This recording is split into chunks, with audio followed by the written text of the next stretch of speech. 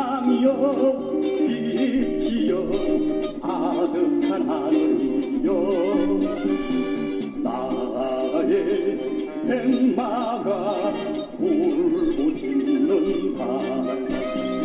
지축을 울리는 말 말고 바람을 가르는 갈기 나 소리 높이 외친다 나 소리 높이 외친다 위대한 이 나라의 통일을 위해 오늘도 달린다 오늘도 달린다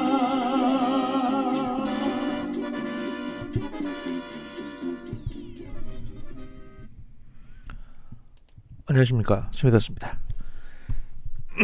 그 오프닝이요, 음악이 있는 게 좋다 또는 없는 게 좋다 뭐 이런 의견들이 분분해가지고 제가 오늘부터 그 여러 가지 다양한 음악들을 각 오프닝에 써보겠습니다. 제가 가지고 있는 그 다양한 음원들을 사용해서 오프닝에 이것도 넣어보고 저것도 넣어보고 할 텐데 여러분들이 쭉 들어보시고 그 중에서 야 이게 제일 낫다 하나 골라주시면 제가 그걸 쭉 쓰는 걸로 그렇게 하겠습니다. 오늘은 이제 11월 29일 정무실 리포트 제 1부입니다.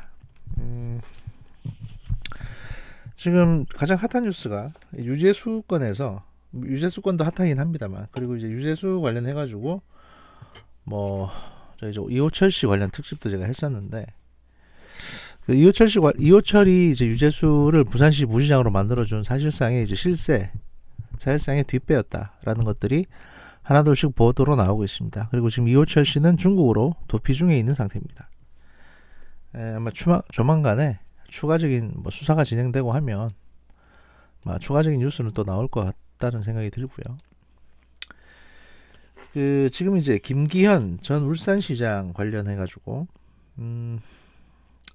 사태가 그야말로 일파만파 커지고 있습니다. 심지어 야당에서는 이제 대통령 탄핵 사유다 뭐 이런 얘기까지 나오고 있거든요. 일단은 공직선거에 개입한 정황이 포착이 됐기 때문에 이건 이제 뭐 박근혜 정부 당시에 그 불법 선거 개입 또는 이제 이명박 정부 당시에 청와대 민간인 불법 사찰 뭐 여기에 다 해당이 되는 사안이 아니냐 뭐 이런 얘기까지 나오고 있는 상황입니다.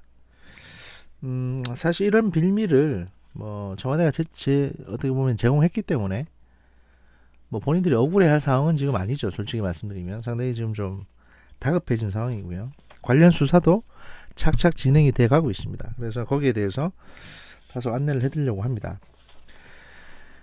박형철 청와대 반부패 비서관이 지금 이제 검찰에 출두해서 그 관련 수사를 쭉 받았고요.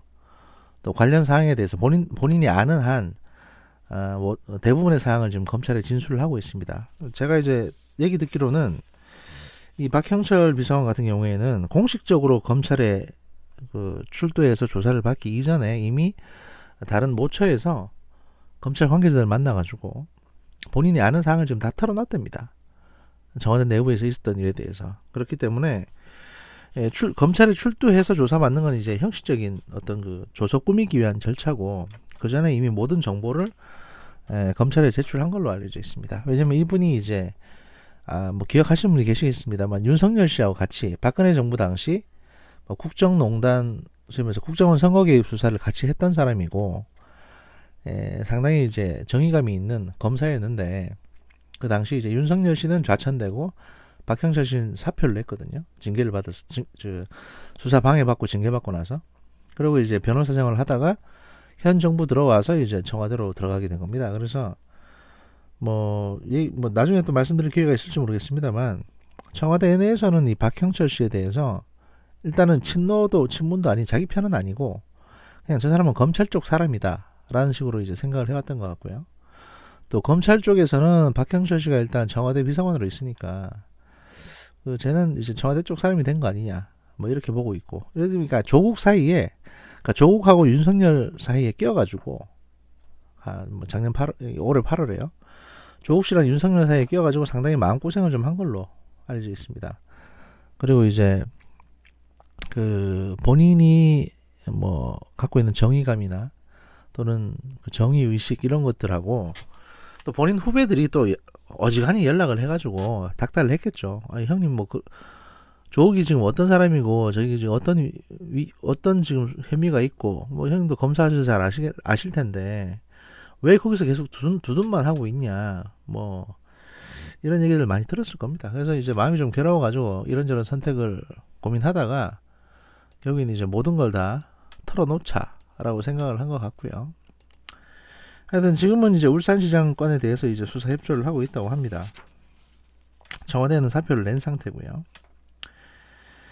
일단 이제 나오고 있는 뉴스들을 간단하게 소개를 해드리고 제가 거기에 대한 의미를 좀 제 나름대로 분석한 걸 짚어드리면 그 박형철 비서관 같은 경우에 지금 지방선거를 전후해서 현직 선출직 공직자와 관련된 비리 첩보가 이런 경로로 전달된 것은 김 전 시장의 사례가 유일했기 때문에 똑똑히 기억한다라고 검찰이 진술을 했습니다. 이게 무슨 얘기냐면 그 김기현의 첩보 보고서를 백원우 당시 이제 그 민정 비서관이 이제 박형철 그 반부패 비서관에게 김기현 첩보 보고서를 전달하면서 이거 경찰에 좀 전달해 주라라고 이제 전해줬다는 거죠.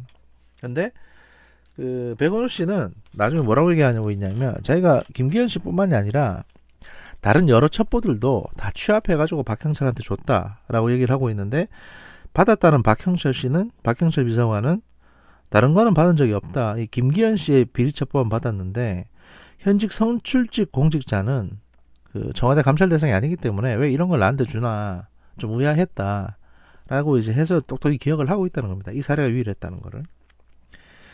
그 김 전 시장 관련 첩보와 울산 현지 사정이 소상히 기재된 이 첩보 보고서는 정식 공문 등록 절차를 생략한 채 청와대 반부패 산하 특별감찰반 파견 경찰을 거쳐서 경찰청 특수수사관에게 전달됐다고 합니다. 그 정식 공문 등록 절차를 생략했다는 게 중요한데요. 정식 공문 등록 절차를 생략하게 되면 청와대에서 이거를 공식적으로 경찰에 보낸 게 서류상으로는 확인이 안 됩니다. 왜냐하면 공문에 기록을 안 했기 때문에 그냥 넘겨주는 거죠. 이건 나중에라도 혹시 압수수색을 당하거나 했을 때 자기들이 입만 맞추면 그 서류만 봐가지고는 이 첩보가 청와대에서 경찰로 내려보낸지를 이제 감출 수 있게 되는 겁니다. 근데 그렇게 했다는 거고. 이 첩보 보고서 이제 문장과 표현 방식으로 비춰 수사기관 종사자, 특히 경찰이 작성할 첩보일 가능성을 검찰은 수사를 하고 있다고 합니다. 검찰도 이 첩보 보고서를 이미 확보를 했고요. 그 다음에 지금 나오고 있는 얘기들이 어떤 얘기까지 나오고 있냐면 보통은 청와대 특별감찰반 김태우 수사관이 포함되어 있는 공식적인 청와대 특별감찰반이 있는데 이거하고는 별도로 그 백원우 민정비서관이 별도의 이제 사조직, 그러니까 자기들이 임의로 그 파견받은 경찰관이나 뭐 경찰이나 다른 조직에서 검찰이나 이런 데서 파견받은 별도의 수사관들로 별도의 자기만의 어떤 그 감찰팀을 꾸려가지고 그 자기만의 감찰팀으로 이제 소위 말해서 사설 정보 조직을 꾸며서 그 백원우 비서관이 이제 이걸 돌리고 있었다. 이런 얘기가 지금 나오고 있거든요. 그러니까 이 첩보 보고서도 사실은 투사라고 뭐 우편으로 받은 투사 우둔하는데 그게 아니라 백원우가 직접 여기저기 돌아다니면서 이 자기들 첩보원 이용해가지고 만든 보고서다라는 거죠. 근데 그걸 마치 그 제보받은 것처럼 해가지고 이제 경찰에 다시 내려보내서 이거 저 사람 좀 수사해봐라. 선거 전에 저 사람 좀 조져봐라. 이렇게 한 겁니다. 이거는 이 모든 내용이 지금 나와 있는 모든 의혹 내용이 확인이 되면요.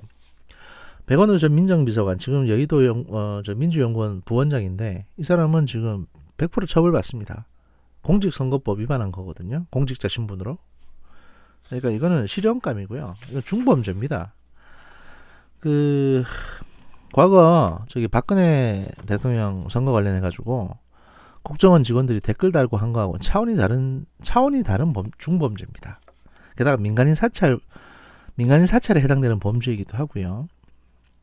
이명박 정부 때 민간인 사찰 해가지고 노동비서관인가 한 사람이 나와서 막 자기가 몸통입니다. 뭐 깃털 없습니다. 뭐 이런 얘기 한 적 있잖아요. 기억나실지 모르겠는데 그게 이모 비서관인데 저 이름도 잘 기억이 안 나네요. 근데 그 사람보다 지금 더한 짓거리를 한 겁니다. 이미 선거에 개입을 한 게 되니까요. 아무튼 그래가지고 청와대가 선출직 공직자에 대한 비리 첩보를 일선 경찰서에 내려보내고 10여 차례 가까이 수사보고를 받은 건 청와대 반부패 비서관실 업무 범위를 넘는 것이어서 민간인 사찰 논란까지 제기되고 있다는 겁니다. 울산지방경찰청이 그 김 전 시장의 비리 의혹과 관련된 내사한 건수가 10건이 넘을 정도로 광범위하게 내사를 벌인 정황도 포착됐다고 합니다. 이게 무슨 얘기냐면 청와대에서 야, 저 김기현 울산시장 현 시장 저기 지방선거 나오기 전에 뭐 흠 있는지 좀 털어보세요 라고 했더니 경찰이 이제 10여 건 넘게 이래저래 뭐 이 건 저 건 걸리는 거 없는지 다 내사를 했다는 거죠. 그래서 걸리는 거 있으면 바로 그냥 구속시키려고 선거 전에. 이렇게 지금 정황이 드러나고 있는데 고민정 청와대 대변인은 청와대는 이제 합법적으로 정상적인 절차에 따라서 일했다는 앵무새 같은 소리만 하고 있고요. 솔직히 뭐 여성 대변인, 여성 아나운서죠. 언론인인데 뭐 아나운서도 언론이라고 한다면 언론인입니다. 근데 이제 그런 분이 대변인 들어가셔가지고 저렇게 그 액세서리 노릇만 하고 있다는 게 앵무새처럼 그 여성들을 위해서도 이건 결코 좋은 건 아닙니다. 뭐 나중에 관련 뉴스가 한 번 더 나오긴 합니다만 오늘 강경화 씨 관련해가지고도 이건 그 비슷한 뉴스가 나오긴 하는데 현 정부가 여성을 중시하고 여성 관련 정책을 하는 페미니즘 정부라고 이제 얘기를 하고 다니면서도 정작 여성 공직자들을 어떻게 활용을 하는지 또 여성 공직자들을 어떻게 대하는지를 전형적으로 보여주는 나쁜 사례입니다. 고민정이한테는 그냥 계속 거짓말만 시키고 있고 강경화 씨 얘기는 제가 좀 이따 말씀드릴게요. 하여튼 제가 좀 빡쳐가지고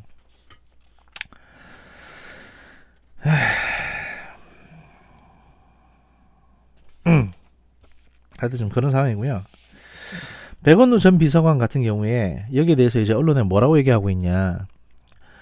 처음 이 건이 드러난 이제 6일 날만 하더라도 처음에 이 건이 이제 언론에서 터진 26일 날만 하더라도 한동안 기자들하고 연락이 안 됐답니다. 그래서 이제 기자들이 문자를 보내거나 하면 지금 입장 정리 중이다 라면서 이제 그런 답장만 왔다고 하고요. 그런데 이제 어제부터 활발하게 언론 인터뷰를 하고 있습니다. 백원희 비서관이 뭐라고 했냐면 많은 첩보가 외부로 이첩되는데 반부패 비서관실로 넘겼다면 울산 사건만을 특정해서 전달한 것은 아닐 것이다.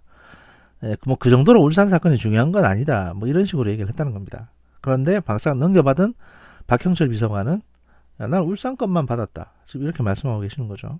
그래서 두 사람 말이 좀 다르고 있고요.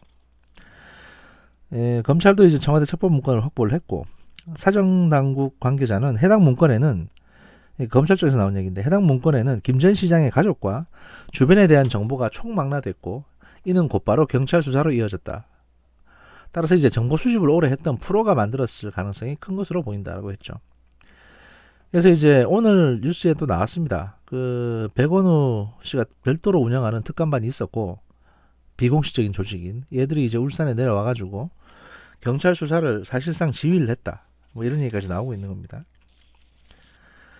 그리고 이제 여기에 대해서 이제 김태우라고 그 특감반 검찰 수사관이고 이제 특감반에서 일하다가 잘린 사람이 있는데 이 사람도 나도 이 첩보 보고서 봤다라는 식으로 최근에 이제 본인의 방송에서 말한 바 있습니다. 그리고 그 보통 개인이 생산하는 문서는 보안 때문에 다른 정보관에게 공개하지 않는데 누군가 이제 10명이서 함께 사용하는 복합기 위에 이걸 출력을 해놓고 그냥 가버렸다.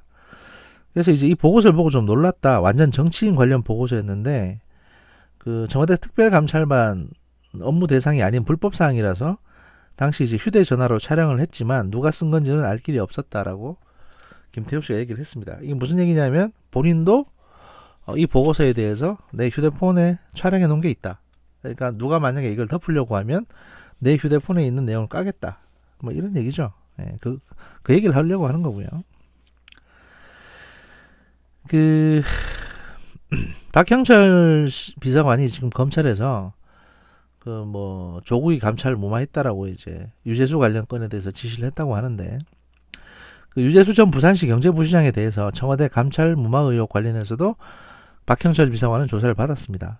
거기서 이제 박형철 비서관은 뭐라고 주장했냐 하면 이 감찰을 놓고 원칙대로 수사 의뢰 입장을 자신 얘기했는데 조국 민정수석이 야 주변에서 전화가 너무 많이 온다. 그러니까 감찰 중단하는 게 좋겠다. 이런 식으로 얘기를 했고 이후에 백원우 전 비서관이 백원우 당시 민정비서관이 당시 이제 유재수 그 금융위 정책국장 이 사람에 대해서 그냥 금융위가 사표를 받는 선에서 사태를 마무리하는 게 좋겠다. 우리가 뭐 이걸 검찰 수사로 그러니까 수사 의뢰까지 하긴 좀 그렇고 그냥 금융위에서 사표 내는 정도로 해서 마무리하는 게 어떻겠습니까? 라고 이제 얘기를 했다는 거죠. 이게 소위 말해서 세 명이 만나가지고 회의를 했다는. 그래서 뭐 박형철이 결정했다는 식으로 오마이뉴스가 냈던 이틀 전 보도에 대한 실체입니다. 그러니까 세 명이 만나서 회의한 건 맞습니다. 그런데 박형철 씨는 이거 검찰 수사 의뢰하자고 했고 조국 씨는 야, 주변에서 전화 너무 많이 오니까 감찰 중단하자고 하고 백원우 민정비서관은 그러면 금융위 정책국장으로 있던 유재수가 사표 내는 선에서 그냥 마무리하자라고 하고 이게 무슨 얘기겠습니까? 백원우가 이 모든 거를 조율하고 결정하는 실세란 얘기입니다. 조국은 그냥 바지사장이고 그러니까 조국이 민정수석으로 있었지만 일도 졸라 모르고 모든 걸 친문 실세인 백원우한테 휘둘렸다는 거죠. 심지어는 이제 나중에 이런 일이 이제 있고 나서 그 백원우 비서관이 그 박형철 그 비서관한테 쭉 와가지고 아니 그 서울고도 나왔고 서울대 법대도 나왔으니까 박형철 비서관이 요번 내년 총선에 강남에 출마하는 게 어떻겠냐라고 넌지시 권유도 했다는 겁니다. 그러니까 자기가 그 강남 출마할 수 있도록 이제 공천을 해주겠다라는 식으로 이제 권유했다는 거죠. 이때가 언제냐면 내년 총선을 앞두고 올해 초부터 조국 전 장관 등의 부산 선거 차출론이 나오던 올해 6월 시점입니다. 6월에서 5월 사이 시점인데 그러니 이건 무슨 얘기냐.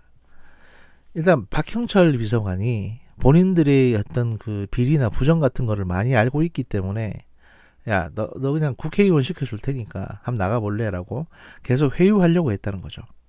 자기들이 보기에도 박형철 비서관은 검찰 출신이고 좀 정의로운 사람이니까 이제 그냥 내버려 두면 나중에 문제 생길 수 있으니 아무래도 국회의원 자리라도 하나 줘가지고 입막음을 좀 해야 되겠다라고 판단을 해서 백원우 씨가 그렇게 얘기를 한 거죠.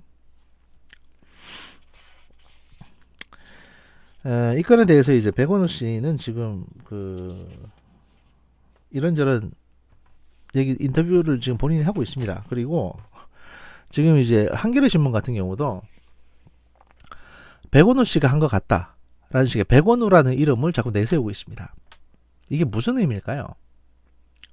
백원우라는 이름이 계속 부각되고 있습니다. 이제 와서는 이틀 전에는 안 그랬는데 예전에 지금 이제 조선일보나 이런 보수 언론의 백원우 얘기하는 거는 이해가 가는데 그 민중의 소리나 한겨레 같은 또 오늘 미디어 오늘 같은 오마이뉴스도 그렇고 이런 데서까지 지금 백원우 얘기가 나오거든요. 이 말은 백원우가 모든 거를 책임지고 지 혼자 죽기로 결정이 됐다는 겁니다. 그러니까 백원우보다 위에 있는 윗선까지는 이 수사가 올라가는 거를 차단하고 싶다는 거죠. 그리고 이 백원우 지금 민주연구원 부원장은 기억이 나실지 모르겠습니다만 11월 초에 뉴스 기사 검색해 보시면 그 11월 초에 양정철하고 백원우는 내년 총선에 불출마할 거라는 식의 뉴스들이 벌써 나온 바 있습니다. 그러니까 내년 총선에 이 두 사람은 안 나온다는 겁니다. 백원우는. 그게 무슨 의미일까요? 그러니까 우리는 지금 현 시점에서 이 뉴스들이 나오니까 지금 백원우가 곤란해졌네 라고 알고 있지만 이 백원우 같은 청와대에 있는 사람들은 벌써 검찰이 이 수사를 뒤지고 있고 그 다음에 결국 타겟이 백원우를 거쳐서 더 위로 올지도 모른다는 사실을 한두 달 전부터 알고 있었던 겁니다. 내부 정보를 이용해서. 그러니까 적어도 청와대나 백원우나 이런 사람들은 10월 한 초순이나 중순쯤에 또는 그 훨씬 더 이전에 이 관련 수사를 검찰이 하고 있다는 것을 알았을 겁니다. 그러니까 어떻게 해서든 조국을 법무장관 만들어가지고 조국이 법무장관 되고 나서 한 일이 뭡니까? 모든 수사 관련 정보나 뭐 포토라인이나 이런 거 다 비공개로 하겠다는 거였거든요. 심지어 수사를 하고 있다는 내용조차도. 그러니까 자기들이 죄를 지어놓고 자기들의 수사가 지금 검찰에서 진행하고 있는 거를 이 사람들도 알게 됐으니까 그 전에 본인들이 노출될 수 있는 여지를 최대한 줄여야겠다 싶어서 조국이 한 달 동안 장관하면서 소위 말해서 검찰의 수사를 국민들에게 알리지 않는 그런 방식으로만 소위 개혁이라고 나불거리는 걸 했던 겁니다. 본인들의 범죄를 감추는 그런 조치들을 쭉 해왔던 거죠. 그러니까 적어도 그 시점에서는 이런 수사가 들어올 줄 알고 있었고, 막상 수사가 들어와서 이제 박형철이 가서 이런저런 얘기를 하게 되니까, 그러니까 모든 사실을 검찰에 털어놓게 되니까 이제 그러면 100원을 선에서 꼬리를 자르자라고 이제 지금 조율이 된 걸로 보입니다. 그러면서 이제 청와대에 뭐 청와대 발로 나온 뉴스이기도 합니다만 청와대 내부 여론이 이렇다. 청와대 인사들은 검찰이 도대체 어디까지 수사하려는 건지 모르겠다는 식의 불만이 토로된다고 하는데 이런 얘기 들으면 저기 인사수석실이나 또는 뭐 정무수석실 같은 그런 이제 그냥 맨날 술이나 퍼먹고 여론은 좆도 모르는 그런 데서 이제 하는 얘기겠죠. 툴툴거리면서. 하여튼 뭐 그런 얘기들이 나오고 있고요. 또 백원우 씨는 최근에 이제 뭐 의심스럽다면서 검찰에 이제 무슨 정치적인 의도가 있는 게 아니냐라는 식으로 지금 의문을 제기하고 있거든요. 그러니까 이 사건에 대해서 울산지방검찰청이 수사를 한 게 벌써 한 고발이 들어온 게 1년 전 얘기인데, 그러니까 지금 작년 지방선거 끝나고 나서 이제 고발이 들어온 거니까요. 그 울산지방경찰청이 이상한 수사를 했다. 그래서 선거에 개입한 것 같다는 식의 고발이 1년 전에 들어와서 이제 울산지검이 이걸 수사를 하고 있는데 왜 1년 만에 돌연 이제 중앙지검으로 보내가지고 수사를 하냐, 뭐 이런 얘기를 지금 의문을 얘기한 겁니다. 얘기한 건데, 그래서 1년 동안 수사 안 하다가 왜 이제 와서 수사하냐, 뭐 이런 식으로 이제 소위 말해서 정치적인 의도가 있는 거 아니냐, 의심스럽다 이런 말을 한 건데, 검찰에서는 여기에 대해서 정면으로 반박했습니다. 뭐라고 했냐면 울산지검에서 지금까지 수사를 했는데, 그러니까 10월까지, 그러니까 지난 5월부터 10월까지 수차례에 걸쳐서 이 김 전 시장 수사에 관한 단서가 된 첩보라든지 이런 관련 자료들을 다 받았고, 그 다음에 참고인들에 대해서 관련 경찰관, 수사에 참여한 경찰관이라든지 이런 참고인들에 대해서 이제 출석 소환해서 수사하려고 이제 출석 요구를 했는데 아무도 안 왔다는 겁니다. 대부분 다 요구에 불응하고 수사받으러 안 왔다는 거죠. 당연히 윗선이 청와대인데 뭐 간이 붙지 않고서야 수사에 협조할 수가 없죠. 그러니까 하다 안 되니까 지금 울산지검에서 서울중앙지검에서 이걸 보다가 아무래도 서울에서 수사해야 되겠다라고 생각해서 이제 울산에 있는 사건을 서울로 끌고 올라온 겁니다. 이게 사안이 중대하다고 판단을 했기 때문에. 근데 여기에 대해서 무슨 검찰이 또 정치하네 마네 하면서 피의자로 의심되는 백원우 씨가 이런 헛소리를 하고 다니는 거고요. 심지어 이 관련 수사 관련해가지고 그 황운하 청장이 이제 경찰에서 이제 그 수사권 독립을 주장하시는 분인데, 제가 엊그저께 저기 수사 책임자를 교체했다는 얘기를 말씀드렸지 않습니까? 황운하 청장이 부임하고 나서 이 수사가 지지부진하다면서 이제 수사 책임자를 전부 다 교체하고 다 경찰대 출신으로 바꿔 앉혔다. 뭐 이랬다는 얘기를 말씀드렸는데, 이게 이제 단순한 교체가 아니라 좌천 인사라는 겁니다. 그러니까 교체된 사람들이 뭐냐면은 그 어떤 비리 계약서가 있을 거다. 30억 상당의 비리 계약서가 울산 시장 동생 관련해 가지고 30억 원을 준다는 용역 계약서가 있을 거니까 이걸 찾아봐라라고 이제 지시를 했는데, 담당 수사진이 아무리 찾아도 용역 계약서가 없다, 나온 게 없다라고 보고를 했더니 이것들을 허위 보고한다고 이제 관련 수사팀 중에 지능범죄수사대 소속의 A 경위는 일선 경찰서로 보내고 B 경위는 B 수사부서로 발령하고 이들의 상관인 C 경정은 수사부서 중 상대적인 한직으로 보냈다는 겁니다. 그래서 이게 정기 인사철에 나온 것도 아니기 때문에 울산경찰청 내부에서는 야, 쟤들 좌천당했네, 쫓겨났네, 이런 얘기가 나왔다는 겁니다. 그리고 그 자리를 경찰대 출신의 다른 수사관들로 채워가지고 탈탈 털게 된 거죠.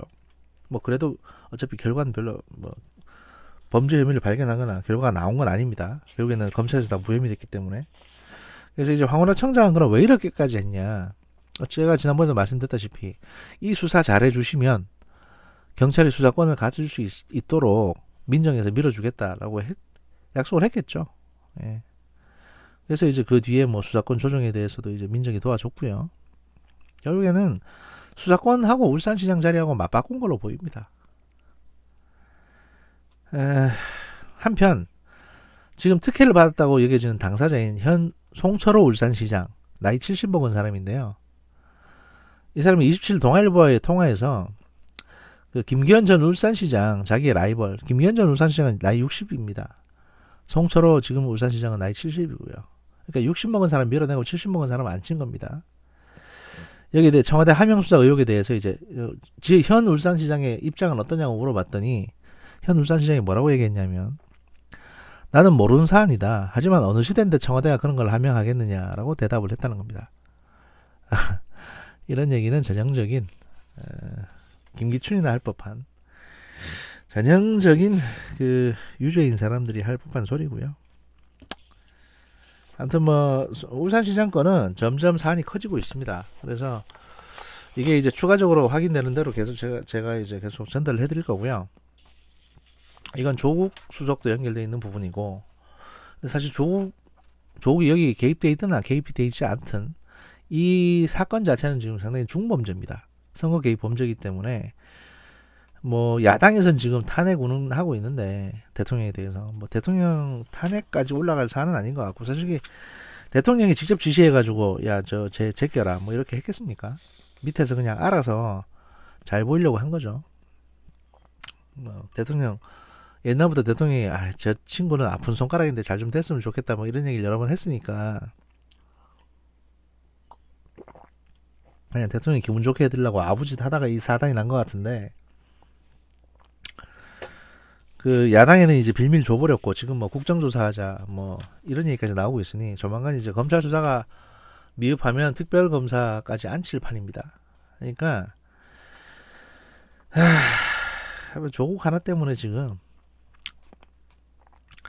문재인 대통령의 그 남은 임기가 엉망진창이 될 것 같습니다. 솔직히. 근데 또 어떤 면에서 보면 윤석열 총장의 이제 검찰이 문재인 정부를 지금 최선을 다해서 돕고 있는 거기도 합니다. 이게 무슨 얘기냐면, 차라리 지금 임기 반이 남았을 때 이런 수사를 해가지고 이런 내용에 대해서 이제 뭐 백원우가 책임지든 어쩌든 간에 누구 한 사람 뒤집어 씌워가지고 수사를 끝내고 처벌을 다 해버려야지. 그러니까 의혹에 대한 걸 최대한 드러내고 사실을 밝히고 처벌까지 끝내야 되는 거죠. 왜냐하면 이걸 그냥 지금 그냥 덮어놨다가 유재수 건이든 이호철 건이든 또 뭐 비트코인이나 양정철 건이든 여기 백원우 건이든 간에 덮어놨다가 그 대통령 선거철에, 그러니까 2022년이나 2021년에 1년 말쯤에 이게 터지게 되면요, 그 대통령 선거 하나 말합니다. 정권은 그냥 바로 넘어가 버리고요. 이건 사실 이렇게 되면 검찰이 오히려 그때 수사를 하게 되면 그때야말로 검찰이 정치적인 의심을 받게 되고 선거에 개입하는 게 되기 때문에, 의도치 않게 선거에 개입하는 게 되기 때문에 그게 더 부적절합니다. 진짜 정치 검찰이라면 아마 임기 말쯤에 수사를 했을 겁니다. 그런데 그나마 순수하고 이 범죄를 밝히고 정의를 세워야 되겠다. 그리고 현 정부의 어떤 안정적인 임기 수행을, 남아있는 안정적인 임기 수행을 위해서 미리 나올 수 있는 위험은 소지는 다 밝혀내야 되겠다고 판단을 해서 수사를 하는 거니까, 이거는 검찰 욕할 게 아니라 이런 나쁜 짓을 한 사람들을 욕해야 되는 거고요. 이건 오히려 문재인 대통령을 위해서 검찰이 지금 모든 걸 뒤집어 쓰고 최선의 노력을 다해서 대통령을 지키고 있는 겁니다. 대통령과 현 정부를 지키고 있는 겁니다. 이런 말씀 드리면 지금 뭐 친문 운운 하실지 모르겠는데, 저는 사실 특정 정치인을 지지하거나 좋아하지 않습니다. 현재 대한민국 대통령, 현 정부, 행정부가 안정적으로 잘 운영되기를 바라는 마음에서 이렇게 하는 겁니다. 현 행정부가 뭔가 크게 잘못한 범죄가 드러난다면 반드시 탄핵이 돼야 되고 그 행정부가 그만둬야 되는 건 맞습니다. 그런데 현 시점에서 대통령에까지 그런 범죄 혐의나 책임이 드러나지 않는다면, 또 그런 정황이 아닌 것처럼 보이기 때문에 굳이 이 국가를 운영하고 일을 하려고 하는 대통령까지 흔들지 마라 라는 어떤 마음으로 제가 이런저런 분석을 해드리고 말씀을 드리는 거지, 특정 정치인을 지지하거나 하기 위해서 말씀드리는 건 아닙니다. 지금 대통령이 만약에 박근혜 대통령이었다. 그리고 수사 결과가 박근혜 대통령한테까지는 중범죄 혐의가 적용되지 않을 것 같다. 그랬으면 박근혜 대통령의 청와대라도 두둔을 해드렸을 거예요. 그런데 이제 2016년 당시에 박근혜 대통령의 청와대는 그 청와대가 해야 될, 또 대통령이 해야 될 최소한의 의무조차도 하지 않았기 때문에 탄핵이 된 겁니다. 지금 와서 많은 보수 그 언론, 뭐 가로세로 연구소도 그렇고 그런 언론들이 뭐라고 얘기하냐면 탄핵 무효 이런 얘기를 하시는데 그건 진짜 헛소리고요. 왜냐하면 탄핵이 될 만하니까 탄핵을 당한 겁니다. 대통령으로서 아무 일도 안 했습니다. 그거는 본인이 선서했던, 헌법에 대고 선서했던 국민에 대한 의무를 공직자가 방치한 겁니다. 그게 배임입니다. 배신 행위이고요. 그건 대통령 탄핵 사유입니다. 뭔가 열심히 일을 했는데 성과가 안 좋았다. 그거는 탄핵 사유가 될 수는 없습니다. 그런데 차라리 아무 일도 안 했다. 그냥 방치해놓고 아무 권한도 없는 민간인에게 국정을 맡겼다. 이거는 국가와 국민을 배신한 행위이기 때문에 당연히 그만두셔야 되는 거고요. 그만두지 않았기 때문에 탄핵이 된 겁니다. 여기에 대해서 탄핵이 잘못됐다는 동, 탄핵이 무효라는 동, 이런 헛소리 하시는 분들은 제가 보기에는 그렇습니다. 실제로 그분들도 그걸 믿어서 그런 얘기 하는 게 아니고 그렇게 주장을 해야만 본인들의 방송이 더 많은 수익을 얻고 본인들이 자한당이든 어디든 정치적으로 공천을 받는다든지 하는 어떤 정치적인 이해관계가 얽혀있기 때문에 그런 주장을 하시는 것 같습니다. 마치 조국 씨가 범죄자라는 걸 뻔히 알면서 조국 수호 운운했던 분들이 가졌던 소위 말해서 정치 자영업자의 마인드하고 똑같은 거죠. 그분들이 그렇게 돈 벌고 싶은 거는 제가 뭐 굳이 탓하진 않겠습니다. 그분들의 정의감이 그 정도밖에 안 되는 거니까. 그런데 그걸 마치 진짜 내가 정의롭다는 듯이 다른 사람에게까지 강요하려고 하지 마십시오. 솔직히 구역질 나거든요. 그래서 말씀드리는 겁니다. 뭐 김영민 씨든 김어준 씨든 이동형 씨든 그리고 그 UMC든 간에 이런 문제에 대해서 문제 제기를 하지 않거나 또는 외면하고 두둔하는 사람들의 그 모든 방송에 대해서 전 솔직히 그 사람들은 언론인이 아니라 그냥 장사꾼들이라고 생각합니다. 아무튼 울산시장 수사권은 여기까지 하고요. 그 아까 말씀드린 강경화 장관 뉴스가 하나 나왔습니다. 일본 쪽에서 그 11월 28일 날 나온 뉴스고요. 그러니까 어제 저녁에 나온 뉴스입니다. 일본 외무상, 그러니까 일본 주간지에 이제 실린 내용인데 일본 주간지 그 주간 문춘은 이게 이제 주간조선 같은 뭐 그런 형태의 주간지입니다. 그 한국 외교의 주역은 이란 제목으로 한국 정부가 지난 22일 종료될 예정이었던 한미 군사 정보 보호 협정 그 지소미아 효력을 전격 연장한 경위를 보도를 했습니다. 관련 기사로 이제 미국의 압력이 작용해서 한국 정부가 지소미아를 조건부 연장 결정했다고 지적하는 내용 안에 그 모테키 일본 외무장관의 문제의 발언이 들어갑니다. 여기서 외무장관이 뭐라고 했냐면 그 원래는 이제 모테키 외무상과 지소미아 유지파로 알려진 이제 강경화 장관 간의 대화를 진행하는 것도 검토됐지만 이 채널은 작동하지 않았다. 이어서 모테키 외무상이 강 장관에 대해서 이야기해봤자 청와대에 통하지 않는다. 그녀는 장식품이어서 아무리 얘기해도 문재인 대통령을 움직일 수 없다라고 말했다고 이제 일본 외교 관계자가 전했다는 겁니다. 그러니까 일본의 모테키 외무상이 강경화 장관에 대해서 저 사람은 청와대에서 그냥 앉혀둔 장식품이지 실권을 가지고 일을 하고 있는 외교부 장관은 아닌 것 같다라고 판단했다는 거죠.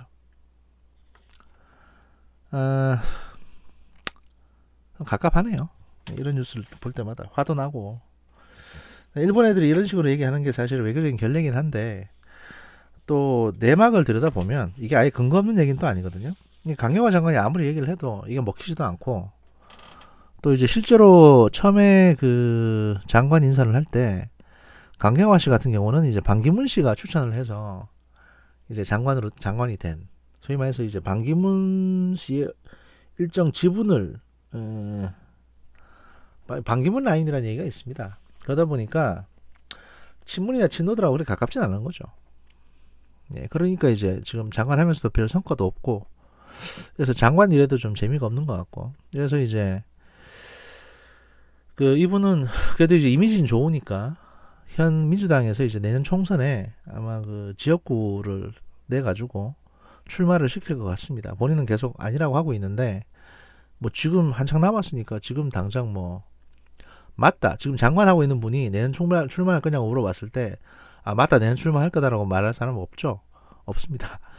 출마하더라도. 그러니까 지금 이제 뭐 준비를 하고 계시는 것 같은데, 지난번에 왜 마포시장 가가지고 장 보셨잖아요.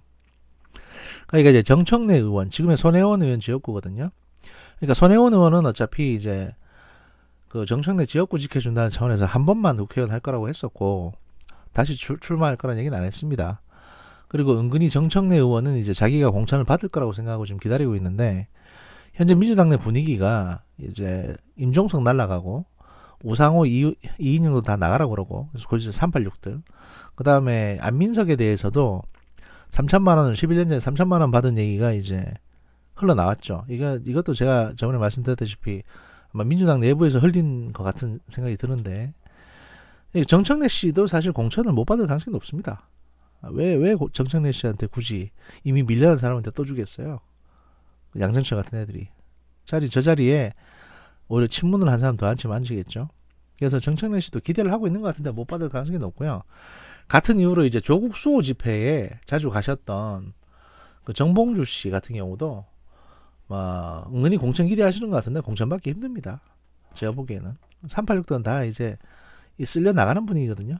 그리고 정청래, 안민석, 정봉주 이런 사람들이 뭐 그렇게 능력이 뛰어나서 공천을 받았던 것도 아니고, 그때 저기 열린우리당 탄핵하고 노무현 대통령 탄핵이랑 열린우리당 사태 때 탄도리로 들어오신 분들이라 가지고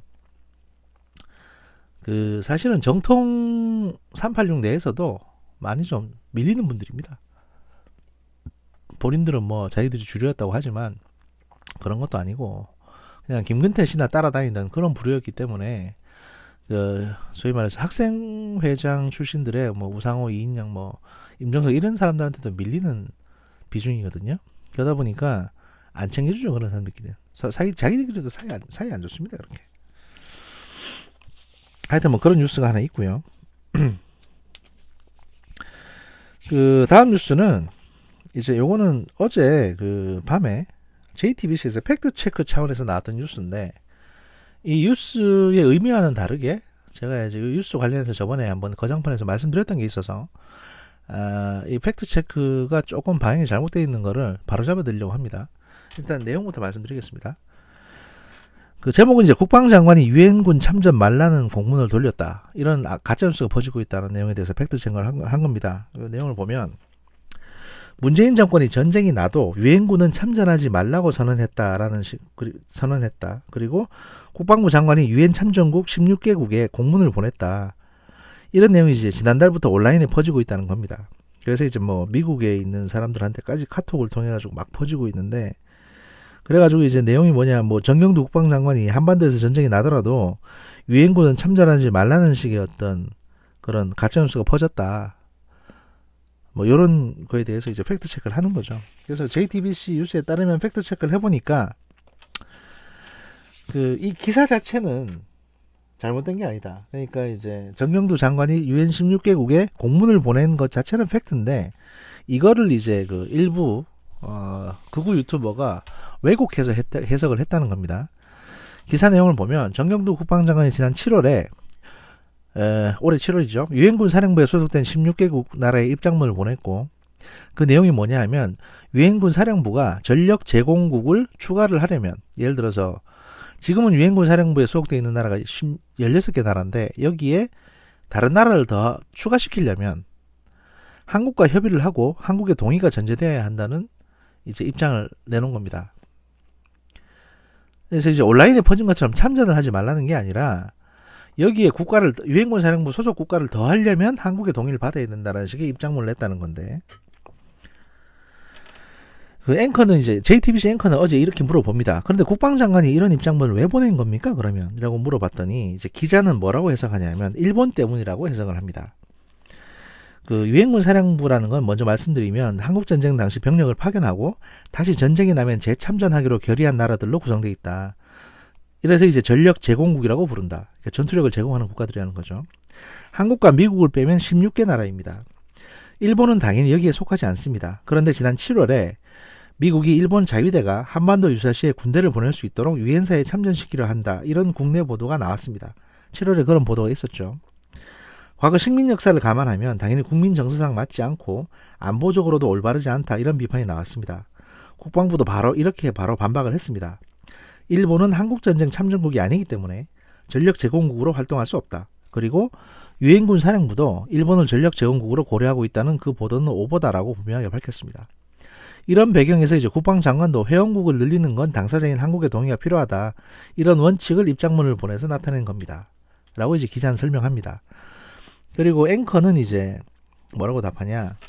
유엔사 회원국 확대에 대한 원칙을 밝힌 게 아예 유엔사 도움을 안 받겠다라고 한 걸로 왜곡이 된 거군요. 라고 답합니다. 그래서 이제 기자는 그렇습니다. 전형적인 가짜뉴스 확산 패턴입니다. 라고 얘기를 합니다. 정경두 장관이 입장문을 보냈다는 기사가 나오고 또 국방부가 일본의 유엔사 참여 논의 계획은 없다. 이런 입장이 나오자 이걸 유튜브, 특히 보수 유튜브 방송은 이렇게 해석을 한 겁니다. 어느 나라든 도와주겠다는 나라는 다 참전할 수 있게 해야지 동의 이런 원칙 운운하는 것은 안보를 스스로 망치는 거다. 이렇게 했고요. 이렇게 방송 제목도 문재인 전쟁 나도 유엔군 참전 말라 였습니다. 100만이 넘는 구독자를 가진 이 채널이 온라인에서 현 정권이 전쟁 나면 우리를 도와줄 유엔군 보고 참전하지 말라고 했다. 안보를 포기한 거다. 이런 식으로 가짜뉴스를 했다는 거죠. 그래서 이제 중앙일보가 이걸 바로잡는 팩트체크를 어제 해준 건데요. 이 뉴스는 저희가 거장판에서 7월달쯤에도 한번 말씀을 드린 바 있습니다. 일단 중앙일보의 팩트체크는 사실 조금 잘못된 이 뉴스의 해석을 좀 사실 겉만 보고 말씀하신 거고요. 이 뉴스의 속내는 다른 부분이 있습니다. 뭐냐면 단순히 일본 때문만이 아니고 저희가 7월쯤인가 거장판에서 이 얘기를 해드렸는데 처음 국방부가 이제 이걸 알게 된 거는 일본만 유엔군 지금 주한 유엔군 사령부가 16개 국가입니다. 근데 거기에 이제 독일이랑 일본을 추가로 참여시키려고 미국이 의도를 했었습니다. 그 전제는 뭐냐면 독일은 6.25 당시에 의료지원단을 보낸 바 있고 일본 해상보안청 일부가 와가지고 이제 소위 기뢰 제거 작업을 했기 때문에 그 당시 이제 일본 해군이었는데 일본 해군의 이제 잔존 세력이었는데 경찰에 편입되어 있었습니다. 그분들이 와서 이제 기뢰 제거를 했으니까 한국전에 참전한 국가다. 16개 국가는 아니지만 비전투 병력을 보내서 어쨌든 참전을 했으니까 참전 국가니까 얘들도 플러스 시키겠다. 라는 게 이제 미국 생각이었다는 겁니다. 그런데 이걸 한국은 모르고 있었고요. 이걸 처음에 한국이 언제 들었냐 하면 그 당시 이제 6월달쯤인가 그 독일 국방부 장관하고 한국의 국방부 장관이 만나가지고 뭐 한국하고 독일 간에 무슨 국방 협력 관련해서 이제 상의를 하려고 만나고 있었는데 독일 국방부에서 갑자기 한국 쪽에 저 유엔군 사령부에 우리가 참여하고 그 관련 파견 장교들 보내는 거에 대해서 그 미국한테 연락을 받았는데 우리도 뭐 그렇게 하겠다라고 이제 한국 쪽에 얘기를 해준 겁니다. 근데 한국은 거기에 대해서 아무것도 모르고 있었던 겁니다. 미국하고 독일이 그런 얘기를 하고 있는 줄을. 그래서 그게 뭔 소리냐? 라고 물어봤고 독일 쪽에서 오히려 뻘쭘해져가지고 니네 몰랐냐? 이래가지고 이제 한국에서 한번 난리가 났습니다. 아니 한국한테 얘기도 안 하고 유엔군 사령부에 독일을 추가시킨다고? 이렇게 해서 한국이 이제 이게 도대체 무슨 상황이지 싶어가지고 미국한테 물어보고 있었고요. 미국은 그거 별거 아니다. 그냥 그 6.25 때 참전한 두 개국가 참전했었으니까 일본하고 이제 독일도 이제는 뭐 사람 좀 보내가지고 유엔군 사령부 일을 좀 시키려고 한다. 뭐 이 정도로 이제 그 소위 말해서 둘러댔는데 이게 제가 이제 얼마 전에도 말씀드렸던 아시아 지역의 나토 이거에 대한 이제 미국의 어떤 그 속셈이 있었거든요. 조용히 이제 이 일을 추진해 나갔던. 근데 이게 정통으로 이제 한국에 걸린 겁니다. 이게 무슨 얘기냐면 지금 이제 재작년부터 그 한미연합사 체계가 바뀌었습니다. 그래가지고 원래 한미연합사 사령관은 미군 대장이 한미연합사 사령관을 맡고 한국군 대장이 이제 한미연합사 부사령관을 지금까지 맡아왔습니다. 그런데 한국에서 원체 작전권 돌려달라고, 평시작전권, 전시작전권 다 달라고 해가지고 알겠다, 주겠다. 그래서 언제 줄지 모르니까 지금 당장 한미연합사 시스템을 바꿨습니다. 그래서 지금은 한미연합사 사령관이 한국군 대장이고 그 한미연합사 부사령관이 미국군 중장인가 그렇습니다. 별 3개. 딱 이런 상황이 됐습니다, 지금. 근데 미군은 원래 전쟁이 나면 다른 나라 군대 지휘를 받지 않습니다. 그러니까 한국군 대장이 지금 미군을 지휘해야 되는 상황인데 한국군 대장이 미국의 스텔스 전투기나 뭐 전략 자산에 대해서 일일이 다 지휘할 수 있는 상황도 아니거든요. 그러니까 이제 이건 무슨 얘기냐? 한국군이 자꾸 전시작전권 달라고 하니까 지금까지는 미국이 주도하는 한국전에서의 전쟁 지휘부는 한미연합사령부였습니다. 그런데 이 한미연합사령부를 미국이 그냥 한국 줘버리자 라고 해서 이 한미연합사령부 사령관 자리를 한국한테 준 겁니다. 대신에 이 한미연합사를 유명무실하게 만듭니다. 그러니까 여기에 파견되는 미군 장교들의 수준을 확 낮추고 그 다음에 미국 장교들이 파견돼서 이제 근무하는 파견 숫자도 확 낮추고 해가지고 한미연합사령부를 사실상 무력화시킵니다. 그리고 지금까지 이제 형식적으로 운영하고 있던 유엔군사령부, 지금 한국 전쟁은 사령부가 2개가 있거든요. 한미연합사령부가 있고 유엔군사령부가 있습니다.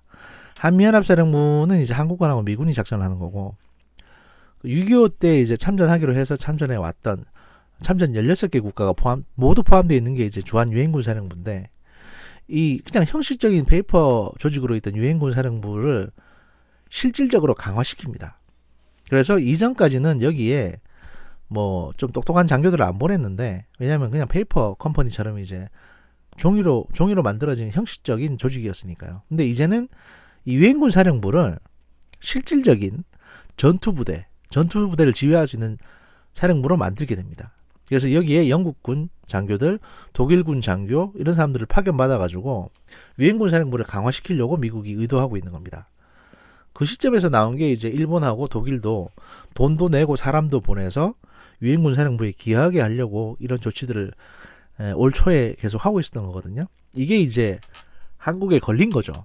걸렸는데 한국은 공식적으로 여기에 대해서 어떤 입장을 내놓지는 않고 있습니다. 그냥 국방장관이 이제 16개 국가에 보내가지고 유엔군 사령부에 추가로 나라 더 하려면 한국의 동의를 꼭 받으세요라는 식의 약간 신경질적인 반응만 보냈는데 미국은 유엔군 사령부에 16개 국가 플러스 독일, 그 다음에 아시아 동부아 지역, 유럽에서 나토의 어떤 수장인 독일, 그 다음에 일본을 포함시켜가지고 제가 저번에 말씀드렸던 동북아 지역 내에서의 나토처럼 만들려고 하는 겁니다. 주한 유엔군 사령부를요. 이 주한 유엔군 사령부는 그 남북 간에 종전 협정이 맺어지면 자동적으로 사라지는 조직입니다. 근데 트럼프나 김정은은 종전 협정을 맺으려고 하지 않고 있죠. 그러면서 사실상의 종전 선언만 하려고 하고 있습니다. 종전 협정에 도장을 안 찍고 그냥 계속 이 휴전 상태로, 그러니까 평화 상태긴 한데 휴전 상태로 계속 가려고 합니다. 그러면 이 유엔군 사령부가 계속 존재할 수 있거든요. 그러면 이 기왕 만들어져 있는 전 세계 16개 국가 플러스 독일, 일본이 포함되어 있는 유엔군 사령부가 그대로 동아시아 동북아 지역의 나토처럼 작동을 할 수 있는 겁니다. 이게 왜 의미가 있냐면 아예 아무것도 없는데 야 안보협력체 하나 만들자. 그래서 저기 한 10몇 개 국가 모여가지고 안보협력체를 동북아 지역 내에서 미국 주도로 만들자고 하면 중국이 가만히 있겠습니까? 당연히 들이받고 난리를 치죠. 근데 기존에 있는 유엔군 사령부를 이렇게 야금야금 키우게 되면 중국이 여기에 대해서 뭔가 세게 말을 못합니다. 왜냐면 6.25 때 싸웠던 그게 있기 때문에. 그러니까 중국 눈치도 안 보고 한국도 모르게 미국이 동북아 지역에서의 나토를 만들고 있었는데 이게 한국에 딱 걸린 겁니다. 그래가지고 지금 이 사단이 났고요. 이건 아마 내부적으로 계속 싸움질을 하고 있는 것 같습니다. 한국이 아무리 멍청해도 미국의 속내를 저도 아는데 걔들은 모르지는 않겠죠. 예. 하여튼 지금 그렇게 지금 싸우고 있는 중이고. 그 다음 뉴스는요. 이제 방위비 협상을 지금 한창 하고 있는데, 그 방위비 협상에서 이제 우리 측 대표단이 미국 쪽에 뭘 제안했냐 하면, 야, 방위비를 올리는 대신에 한국산 무기를 사겠다. 그러니까 미국산 무기를 사주겠다라고 이제 제안을 했답니다. 그러니까 니네가 지금 우리가 1조 한 300억 내고 있는데, 니네가 지금 한 5조 달라고 6조 달라고 그러는데, 야, 그만큼은 못 주겠고, 저기 한 1조 한 2천억 주는 대신에 우리가 저기 무기를, 그러니까 미국산 무기를 한 뭐 5조에서 6조어치 살게. 이렇게 이제 리스트까지 주면서 이거 더 추가로 사겠다라고 얘기를 했다는 겁니다. 근데 이제 미국 쪽에서는 이제 거절했다는 거죠. 야, 무기랑 방위비 협상은 별개다. 왜냐면 5조는 그냥 생돈을 받는 건데, 무기로 5조어치 사겠다는 거는 무기를 줘야 되는 거 아니냐, 미국이 한국에. 그러니까 이게 뭔 미국에 돈 주는 거냐, 이라고 해서 이제 미국은 거절했다는 거고요. 여기서 알 수 있는 거는 한국이 이제 어떤 식으로든, 현찰은 아니더라도 어떤 식으로든 미국의 요구를 어느 정도 들어주려고 지금 하고 있다. 그러니까 현금 주는 거는 이제 많이 주게 되면 아마 지지율 떨어지고 국민들한테 욕먹을 것 같으니까, 현금 대신 이제 현물로 무기로 구입하려고 미국에 제안을 했었다. 이런 게 지금 이제 드러나고 있는 겁니다. 그래서 앞으로 방위비 분담금 협상이 아마 좀 길게 진행이 될 텐데, 결국에는 제가 저번에 말씀드렸다시피 3조 5천억 정도에서 합의가 될 가능성이 높고요. 만약에 우리 쪽 의견이 많이 먹힌다면 한 2조 정도 현찰 주고 그 다음에 한 10조어치 무기 사는 걸로, 예, 이렇게 해결될 수도 있습니다. 이게 사실은 안 좋은 거죠. 안 좋은 거고, 미국이 원하는 동아시아의 나토도 지금 미국이 만들고 있고, 돈도 뜯어가고 있고, 이런 게 한국하고 일본이 지금 공이 뜯기고 있는 상황이니까 좀 갑갑하네요. 예, 갑갑합니다. 뭐 좀 오늘 좀 길게 했는데요. 오늘 뉴스는 여기까지 하고요. 제가 이제 오늘 정문실 리포트 일부 올라가고, 그 다음에 조만간 아마 오늘 중으로 그 판단곡이 2부도 같이 올라갈 겁니다. 그래서 이제 오늘은 여기까지 하고, 제가 내일 또 즐거운 모습으로 찾아뵙도록 하겠습니다. 감사합니다.